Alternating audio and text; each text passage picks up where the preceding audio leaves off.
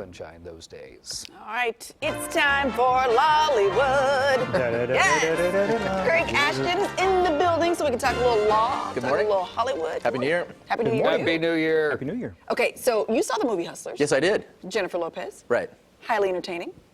But there's a lawsuit. Yeah, so Samantha Barbash is the Ramona, which is Jennifer Lopez's character, loosely based upon Samantha Barbash. Great name because she's having a lot of bashes in bars. Right. Right? So here's the backstory. So basically Ramona, Samantha Barbash's character, ultimately they were making a lot of money in Manhattan at a strip club. And Jennifer Lopez's character is a leader of the strippers. So they're making tons of money until the financial crisis hits, and all of a sudden the investment bankers don't have money to burn anymore because their portfolios have lost a lot of money. So what do they decide to do? They say, hey, they like drugs, so let's mix up some ketamine, some MDMA, and we'll call up our former clients, we'll take them out to a bar, we'll drug them, take them back to the strip club, take their credit cards, max them out, and we can make lots of money. The problem I kind of have with the movie is that they kind of lionize that behavior. I mean, they're having Louis Vuitton parties, and everybody's living it up. They ultimately, Samantha Barbash, the real person, pled guilty to basically grand larceny, to assault, and also conspiracy. Only got 5 years probation. Wow. So Samantha Barbash would say, yeah, I drug people, but I never mix drugs in front of my kids. And that's defamatory. And So she's saying it's of and concerning me, and ultimately it's not true, and it's affecting my reputation. So the hard part for her is that, you know, she's already basically pled guilty to drugging people. Yeah. She's saying it was in front of my kid. So the problem is that this is a fictionalized account of an article from 2015 in the New Yorker. She has to prove it's of and concerning her.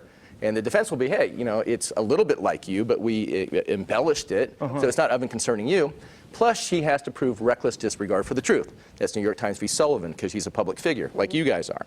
So negligence is usually the standard, which is you talk to a couple witnesses, they're not reliable, and you print that, then that's negligent. Okay. But if they talk to anybody who said, yes, this happened, then it's not reckless, and she's not going to win on that count. So it's either she's got to prove it's about her, and not a fictionalized account of her. Okay. And she's also got to prove that it was reckless. And she's asking for $40 million in an injunction.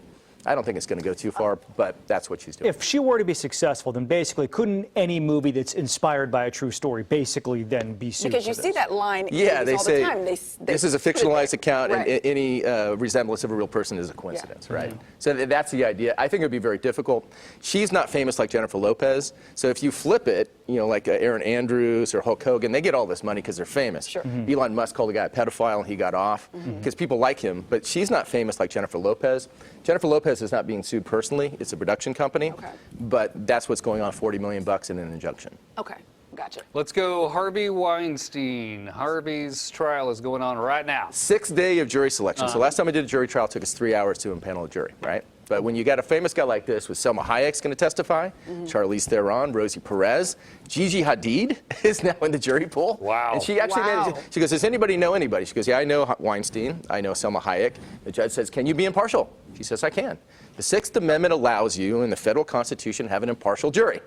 And they said, yeah, okay, we're going to take your word for it. She made it past the first cut. Interesting. So the idea that what's going on here is the defense counsel is going, he's not going to get a fair trial because these people have a financial interest. People are going on social media trying to do book deals. Yeah. They've been victims of basically sexual assault before, so they can't be impartial.